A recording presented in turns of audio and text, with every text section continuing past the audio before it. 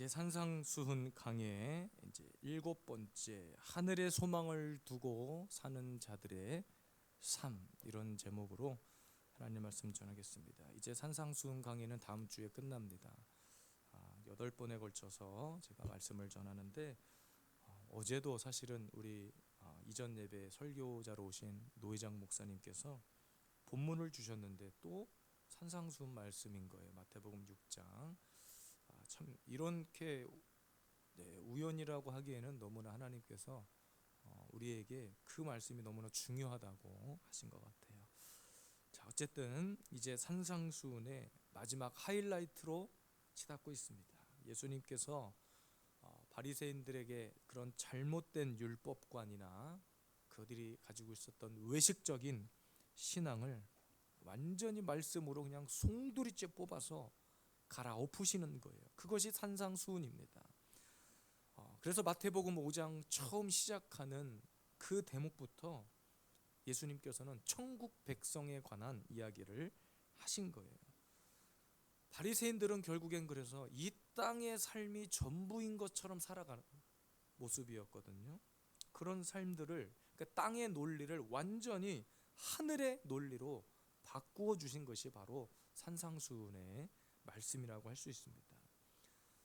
어쩌면 여러분, 저와 여러분들도 바리새인과 같이 정말로 외식적이거나 지나친 율법관이라기보다는 잘못된 율법관, 마치 이런 거죠. 내가 오늘 주일 성수 한번 했으니까, 내가 헌금 드렸으니까, 내가 예배 드렸으니까, 내가 말씀 암송하고 내가 말씀 하루에 막 성경을 몇 독씩 하고 했으니까 나는 완벽해. 이런 사람 우리 교회는 없지만 이 시대에 이런 바리새인처럼 자신을 드러내고 자신의 의를 나타내고자 하는 사람들이 많다는 거예요. 그래서 여러분, 말씀을 통해서 항상 주의해야 될 것은 그 말씀을 통해서 남을 보기 전에 먼저 나에게 찍어보는 그 엑스레이가 너무나 중요합니다. 찍어봐야 정확한 진단을 할 수 있는 거예요. 남이 아니라 먼저 나에게 적용되는 말씀이어야 합니다. 그것이 주님께서 말씀하시는 진짜 율법의 진리인 거예요. 말씀을 왜 주셨습니까? 우리에게 율법을 주신 이유가 뭐예요?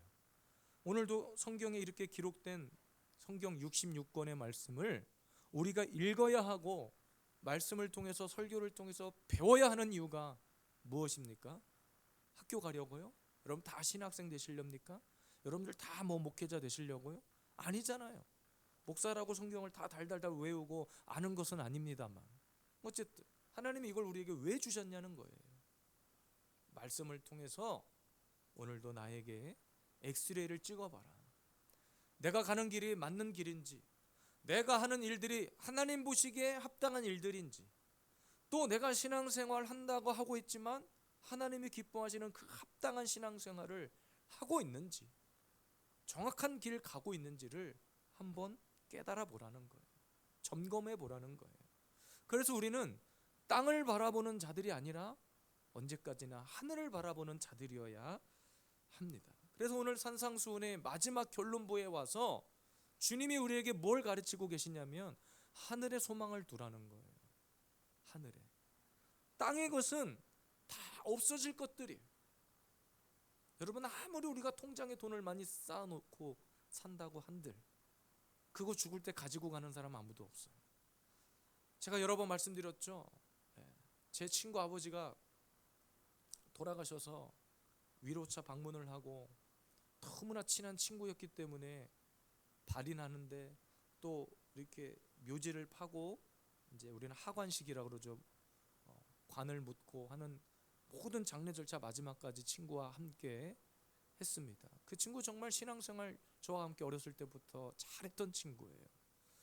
근데 아버지가 돌아가셔서 마지막 그 장례 절차를 하고 있는데 딱 그 묘지에 도착을 하니까 이미 몇몇 인부들이 도착해서 땅을 다 파놨더라고요. 그래서 이제 관을 딱 내리고 흙을 덮기 전에 그 흙을 묻기 전 인부들이 이제 이분 가시는데 마지막 노잣돈이라고 그래요? 막 이렇게 내라는 거예요.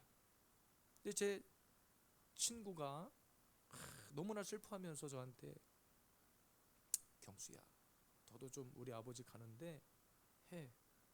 했어요. 저도. 그래서 막 장례 절차를 마무리하고 있는데 그 돈을 돌아가신 분이 가지고 가시는 게 아니더라고요. 거기서 삽질하고 흙 덮는 분들이 다 챙겨 가시더라고. 사람들은 착각 속에 사는 거예요. 그렇게 하면 우리가 돈을 다 가지고 간다고 생각해. 또 어떤 장례식장을 가보니까 불교식으로 장례를 치르는데 죽어 있는 그 돌아가신 분 입에 입을 벌리고 쌀을 막 집어넣더라고요. 그거 마지막 가시는 길에 마음껏 드시고 가시라는 거예요. 입이 안 찢어졌나 몰라 그분이. 막 꾸역꾸역 드시는 거예요. 그러니까 이 땅을 바라보고 사는 사람들의 개념은 그런 거예요. 그런 거. 그러나 오늘 저와 여러분들은 하늘을 사는 사람들입니다. 하늘의 소망을 두고 사는 사람들이에요. 그래서 우리는 이 땅에 사는 동안 뭘 해야 되냐면 우리의 삶으로 하늘이 있다는 사실을, 천국이 있다는 사실을 증명해내야 되는 거예요. 저와 여러분들이 하는 말, 행동으로 천국을 증명하는 삶을 사는 거예요. 그것이 하늘의 소망을 두고 사는 사람들의 모습입니다. 오늘 예배하는 저와 여러분들에게 이런 소망이 가득하길 원해요. 땅만 보고 땅만 파는 인생이 아니라 하늘의 문을 열 수 있는 그런 사람들의 되기를 주님의 이름으로 축복합니다. 하늘의 소망을 두고 사는 사람들은 그러면 어떤 삶을 사는가? 첫 번째는 비판하지 않는 삶이에요. 비판하지 않는 삶. 본문 11절이죠. 비판을 받지 아니하려거든 비판하지 말라. 여러분, 산상수훈의 마지막 7장에 와가지고 예수님께서 하늘의 소망을 두고 살아가기를 원한다, 그런 원리를 설명하고 있는데, 다시 말하면 천국의 시민권을 가지고 사는 사람들이 이 땅에서 살아가야 되는 어떤 모습들이 있다는 건데, 사실 마지막 16절, 우리가 다음 주에 배울 내용이지만 16절에 보면 사실은 가장 중요한 게 열매거든요. 열매. 근데 그 열매를 맺기 위해서, 아름다운 열매겠죠, 물론 아름다운 열매를, 합당한 열매를 맺기 위해서 오늘 저와 여러분들이 가지고 있어야 이 땅 가운데 삶의 모습이 있는데, 그것이 비판하지 않는 삶인 거예요. 비판하지 않는 삶. 그러니까 여러분, 하늘의 소망을 두고 사는 사람들은 이 땅에 분명한 열매가 나타나야 되는데, 그 열매는 관계 속에서 나타나는 거예요. 내 스스로 열매가 뭐다라고 말하는 것이 아니라 공동체 안에서 또는 사람과 사람과의 관계 속에서 뚜렷이 나타나는 열매가 있는데, 그 열매를 맺기 위해서는 먼저 상대를, 형제를 사랑하는 것만 필요하다는 거예요. 여기서 비판한다는 말은요, 정죄하고 심판한다는 얘기예요. 그러니까 딱 선을 그어서 저 사람은 이런 사람이야 라고 함부로 판단해버리는 거예요. 근데 여러분, 성경 어디를 봐도 창세기부터 계시록까지 우리를 심판하고 정죄하시는 분은, 그 권세를 가지신 분은 하나님 한 분밖에 없습니다. 인간 그 누구에게도 누군가를 정죄하고 심판하고 판결하라고 권세를 준 적이 없어요. 없습니다. 사람이 무엇이간데, 우리도 하나님의 피조물일 뿐인데 피조물이 피조물을 판단해요? 사람이 사람을 정죄하고 너는 이런 사람이야 라고 선을 그을 수 있어요? 그래서 우리 공동체 속에서 사람과의 관계 속에서 반드시 그 사람을 평가하는 어떤 일들이 있는데, 부부는 부부관계 속에서, 목사와 성도는 또 목사와 성도의 관계 속에서, 친구는 친구와의 관계 속에서, 그 관계 속에서 나타나는 아름다운 열매가 있다는 거예요. 당시 시대적으로 바리새인들이 율법적으로 굉장히 우월하다는 것을 가지고 있었잖아요. 자신들의 그런 우월성을 내세웠었잖아요. 그러니까는 그것 때문에 사람들을 판단하고 정죄했다는 거예요. 그러니까 하나님이 해야 될 일을 자신들이 해버린 거예요. 하나님의 영역을 침범해 버린 거예요. 정죄와 심판은 하나님의 고유의 영역입니다. 저와 여러분들에게 있는 것은 오직 형제를 사랑할 의무만 있는 거예요. 내 남편, 내 아내, 내 자녀, 내 공동체, 우리 예수비전 세움교회 성도들을 사랑해야 할 의무만 있지, 비판하고 정죄하고 판단할 의무는 누구에게도 없다는 거예요. 오늘 본문 3절 4절 말씀 우리는 가슴에 새겨야 됩니다. 어찌하여 형제의 눈 속에 있는 티는 보고 내 눈 속에 있는 들보는 깨닫지 못하느냐. 보라, 네 눈 속에 들보가 있는데 어찌하여 형제에게 말하기를 나로 내 눈 속에 있는 티를 빼게 하라 하겠는가. 무슨 말이에요? 남 상관하지 말고 너나 똑바로 해라, 이 말이에요. 너부터 잘해. 다른 사람 뭔가를 자꾸 이야기하려고 하지 말고 먼저 내 안의 연약함을 들여다보라는 거예요. 엑스레이를 찍는 이유가 뭐예요? 내 안에 그 연약한 것, 부족한 것들을 들여다보기 위함이지, 내 엑스레이 찍어놓고서 자기에게 어떤 암덩어리가 발견됐는데 마치 내 옆에 있는 사람한테 야, 거 봐, 내 암 봤어 못 봤어? 너 네 암 어떻게 할 거야? 이런 식으로 따지는 거예요. 지금 엑스레이는 내가 찍었는데 내 안에 있는 암덩어리를 가지고 옆에 있는 사람에게 자꾸 찔러대는 거야. 야, 너 봤지 내 암덩어리? 그거 어쩌라고? 나는 멀쩡한데 어쩌라는 거예요. 여러분, 우리가 교회 안에서 이런 인식을 갖고 사는 사람들이 참 많아요. 한국교회 이런 문제점들이 참 많은데 성도가 많아지면 많아질수록 우리 교회는 아직 다 이렇게 가족 같은 분위기에 그냥 그런 분위기 속에 있지만 조금만 교회가 대형화되면 서로 막 비판하길 바빠요.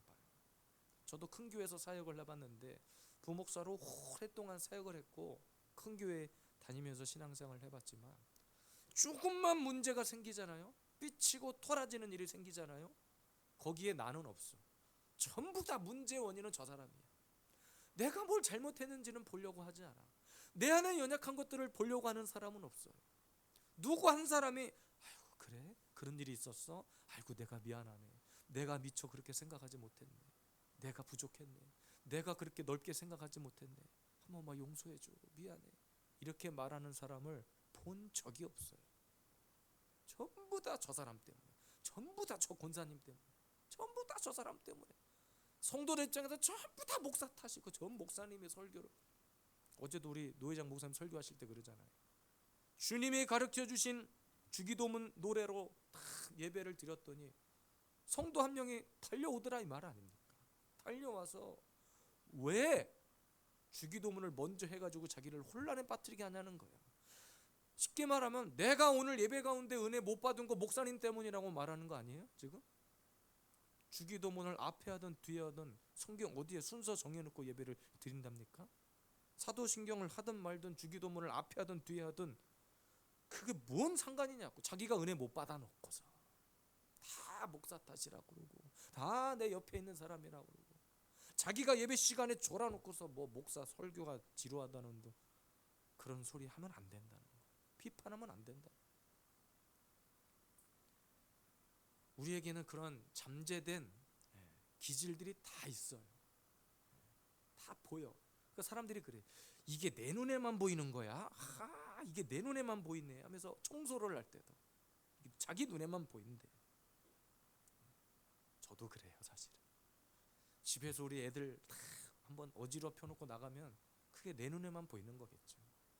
저보다 더 디테일한 제 아내는 제가 못 본 것까지도 다 보고. 어쨌든 여러분, 우리는 나의 어떤 단점을 보기보다는 남의 어떤 험을 찾아내는데 더 익숙한 삶을 때로는 살고 있다는 거예요. 먼저 내 눈에 들보를 빼라고 했습니다. 먼저 내 눈에 들보를 빼야 보이는 거예요. 뭐가 보이냐? 남의 것이 보이는 게 아니라 내 문제였구나. 이게 저 사람 때문이 아니라 나 때문이었구나. 크게 보인다는 거예요.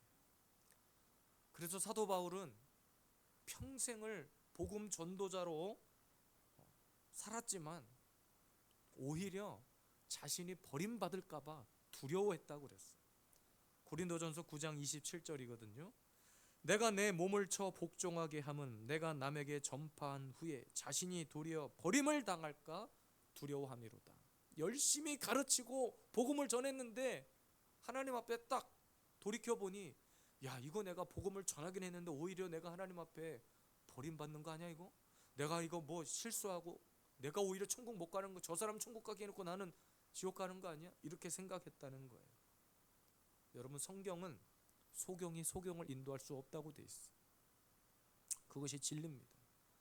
여러분이 소경이 아니라고 어떻게 장담할 수 있어요? 저와 여러분들이 바른 하나님의 뜻을 따라 바른 길을 가고 있다고 어떻게 자신할 수 있냐는 거예요. 우리가 바둑이나 장기를 딱 둬보면 있잖아요. 진짜 제가 보는 관점에서는 옆에서 훈수 두는 사람이 정말 세계 챔피언 같아요. 저기 파고다 공원, 종로 이런 공원 옆에 가면 어르신들이 낮에 나와서 이렇게 장기를 두거나 바둑을 두거나 하잖아요. 누가 바둑을 장기를 제일 잘 두느냐, 그 옆에 서 있는 사람.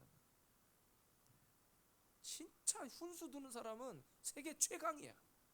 내가 볼 때는 AI를 능가하는 수준이지 않겠나.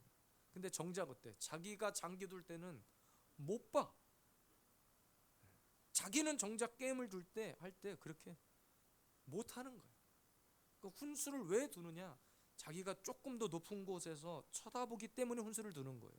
장기판을 위에서 내려다보고 넓게 보기 때문에 훈수를 두는 거거든요. 근데 여러분, 우리가 조금 더 낮은 자세에서 장기를 두고 바둑을 두면 그 차이인 거예요. 바둑 중계하는 해설진들 보세요. 운동 경기를 중계하는 해설진들 보세요. 넓게 보고 판단해버리는 이유는 모니터링을 하고 있기 때문에 그것이 가능해요.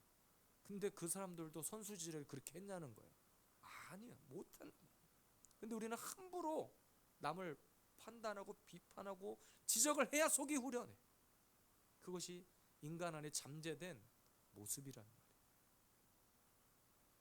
우리는 심판하고 판단하고 정죄하는 사람이 아니라 할 수만 있으면 허물을 덮어주고, 할 수만 있으면 사랑하고, 할 수만 있으면 끌어안고 용납하고, 오직 심판과 정죄는 하나님의 고유 권한이라는 것을, 하늘에 소망을 두는 사람은 그래서 이 땅에 사는 사람들과의 관계도 하나님 앞에 아름다운 열매를 맺고자 애를 썼으면 애를 썼지, 비판하고 정죄하고 갈라치기 하고 사람들을 끌어내리려고 하고 치고 받고 싸우고. 어떤 교회는 장로 투표를 하는데 정말 이거는 대통령 어느 지역 국회의원 선거보다도 더 치열해. 더 치열해서 장로 투표, 임직자 투표하는 날에 막 교회 앞마당에서 피켓 들고 저를 뽑아주신다면, 이게 무슨 교회 안에 계급 사회도 아니고 말이죠. 절대로 우리는 그렇게, 저희 교회 만약에 장로 세울 일이 딱 되잖아요. 저는 그냥 모든 성도들이 박수로 끝, 투표 끝. 법적으로 투표는 해야 돼요. 근데 우리는 그렇게 이미 다 알잖아. 그분의 성품과 인품과 알잖아요. 딱 후보를 이렇게 세우시고, 자, 마음에 안 드신 분은 그냥 나가셔도 좋습니다 하고 박수로 우리는 기립으로 만장일치로 땅땅땅 모두가 다 축복하는 가운데 직분자가 세워져야지, 뭐 몇 프로가 나왔네, 득표율이 어떻네, 누가 누구를 비판하고 누가 누구를 판단하고 정지한단 말입니까? 오늘도 하나님 앞에서 우리가 하늘의 소망을 두고 사는 사람, 천국을 소유한 자들의 삶을 살아낼 수 있기를 주님의 이름으로 축복합니다. 두 번째입니다. 하늘의 소망을 두고 사는 사람들은요, 하늘의 문을 두드리는 자들. 하늘의 문을 두드리는 자들. 본문 7절입니다. 구하라 그리하면 너희에게 주실 것이요, 찾으라 그리하면 찾아낼 것이요, 문을 두드리라 그리하면 너희에게 열릴 것이니. 하늘의 소망을 두는 자들은 땅의 문을 두드리는 자들이 아니라 하늘의 문을 두드리는 자라는 거예요. 그래서 두드리면 주신다고 주님이 말씀하신 거예요. 그러니까 많은 사람들이 이 부분에서 엄청난 기대를 할 거예요. 야, 두드리면 열린대, 구하는 것마다 주신대. 얼마나 기대를 하고 있냐는 말. 또 찾으면 찾게 하신다는 거예요. 우리를 엄청나게 기대하게 만드는 엄청난 구절이죠. 근데 여러분 명심할 것은, 제발 두드리라고 해서, 찾으라고 해서, 주님이 주신다고 해서 그것을 이 땅의 물질 세계로 제한하지 않기를 바라요. 땅 차원으로만 생각하지 않기를 바랍니다. 그러니까 많은 사람들이 실망해. 야, 구하면 주신다고 그랬는데, 찾으면 찾게 된다고 그랬는데, 왜 날이면 날마다 내 통장의 잔고는 비어가는 거야? 왜 나는 이렇게 비참하게 사는 거야? 왜 나는 삶이 날마다 이렇게 피폐한 거야? 제발 이렇게 생각하지 않기를 바랍니다. 오늘 산상수훈을 듣는 당시의 대상이 누구였느냐? 다른 제자들도 있었지만 바리새인들이었어요. 우리가 기억해야 될 것은, 하나님이 주시는 것은 땅 차원으로 주시는 것이 아니라는 거야. 바리새인과 당시 예수님을 따랐던 수많은 제자들, 그 무리들은 하나님이 뭘 자꾸 준다고 하니까 이 땅에서 뭔가를 자기가 누리고 먹고 살 것만 가지고 생각했다는 거예요. 땅 차원으로만 생각을 했다는 거예요. 얼마나 어리석은 자들인지 몰라요. 하나님이 주시는 게 뭐냐?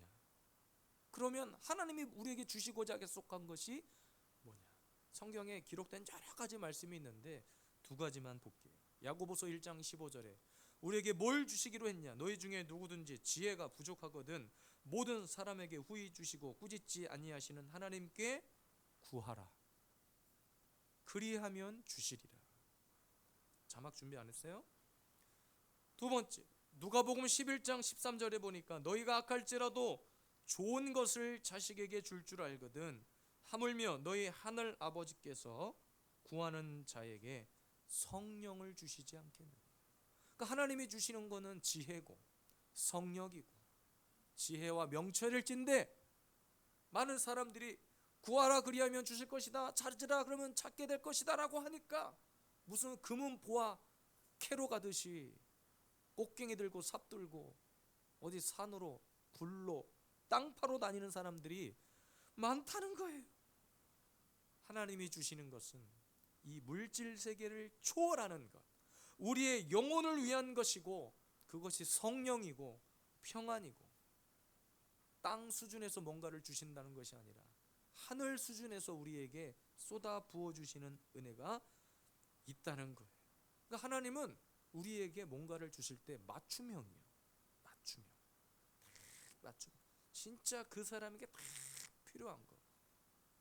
무슨 말인지 아세요? 내 마음이 지금 공허해, 답답해, 우울해. 그런 자들에게 구하고 주시는 것은 평안입니다. 아니, 우울하고 답답한 사람에게 필요한 게 돈이겠어요? 생각해 보세요. 내가 너무 우울하고 외로워, 답답해. 그런 사람들에게 돈 주면 기쁨이 찾아옵니까? 평안 아닐까요? 평안? 자, 이번 주에 우리 정호영 권사님 통해서 우리 좋은 분을 또 아침에 제가 또 통화도 했는데, 오늘 어찌저찌 오늘은 교회에 못 오시겠다고 이렇게 하시긴 했는데, 그 91세 된 어르신이 있어요. 우리 정호영 권사님 전도를 지금 아주 그냥 만나는 사람마다 우리 교회를 자랑하고 막 분발하시길 바래요. 이쪽 편에 계신 분들보다. 네, 어쨌든 그분을 딱 만났는데 그분이 지금 제일 필요한 게 뭐냐면 돈이 아니에요. 그분은 외로워요. 지금 한 두어 달 전에 아내 되시는 분이 먼저 천국 가셨대요. 그리고 너무 외롭고인데 우리가 이렇게 딱 찾아가서 뭔가 대화를 해주고 음식을 나누고 교제를, 그러니까 그분에게 필요한 것은 지금 뭐예요? 외로움인데, 그 외로움을 극복할 것이 필요한데 돈이겠냐고요. 함께 찾아가서 사람이 교제하고 나누고 대화하고 한 번씩 전화해주고 찾아가지고, 그거 아닌가요? 우울한 사람에게 돈이 필요할까요? 지금 당장 한강 다리 위에 올라가서 뛰어내리고 싶은 사람에게 내가 100만 원 줄게, 그럼 내려올까요? 말도 안 되는 이야기입니다. 근데 많은 사람들이 자꾸만 생각하는 것이 이거야. 돈, 이 땅의 어떤 즐거움, 쾌락.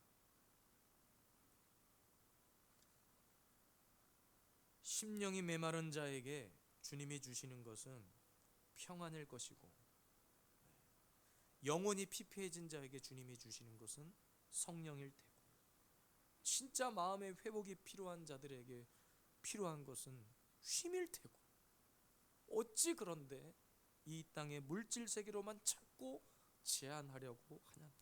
그래서 하늘의 문을 두드리는 사람은 돈이 아니에요. 물질이 아닙니다.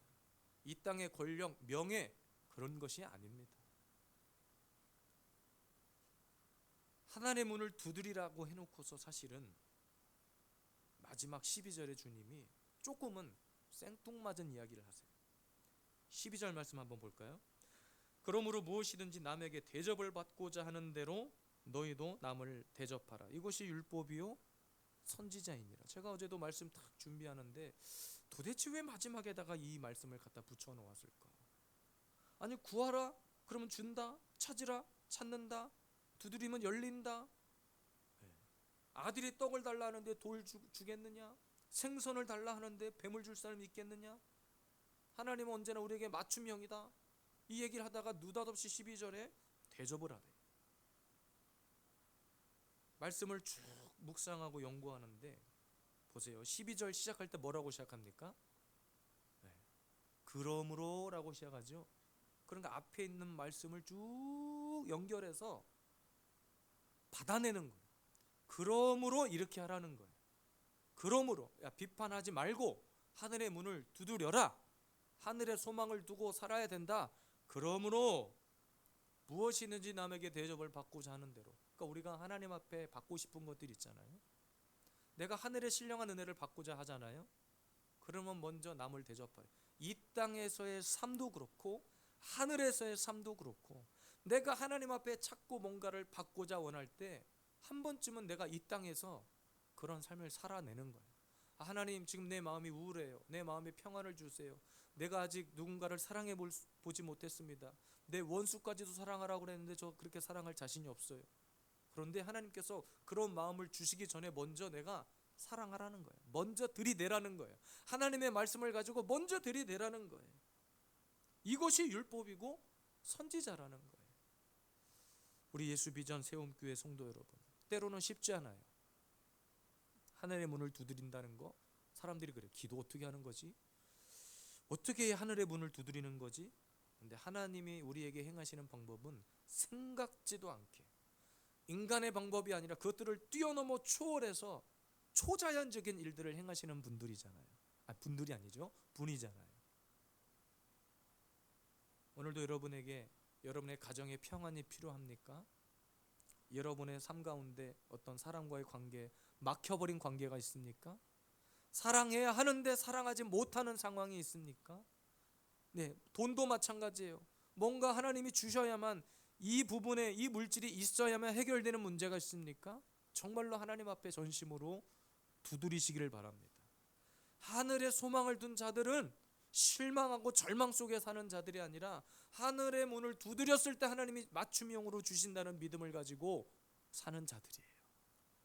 오늘 우리가 예배 가운데 하늘의 문을 두드리고 하늘의 신령한 은혜가 우리 가운데 부어지고, 다른 사람을 판단하고 비판하기 전에 먼저 말씀으로 나의 심령을 뚫어보는, 엑스레이를 찍어서 먼저 내 안에 들보를 빼낼 수 있는 여러분, 그런 성숙한 성도들이 되시기를 주님의 이름으로 축복합니다. 오늘도 함께 찬양하고 주님 앞에 나가기를 원합니다. 그래서 여러분, 우리는 세상의 기쁨이 아니라 주님의 기쁨이 되는 삶을 살아야 할 줄로 믿습니다. 주님의 기쁨이 되어질 때 먼저 그의 나라와 그의 의를 구하는 삶을 살아갈 때 오늘도 하나님이 주시는 놀라운 은혜가 하늘 문을 열고 우리 삶 가운데 부어질 줄로 믿습니다. 함께 찬양합시다.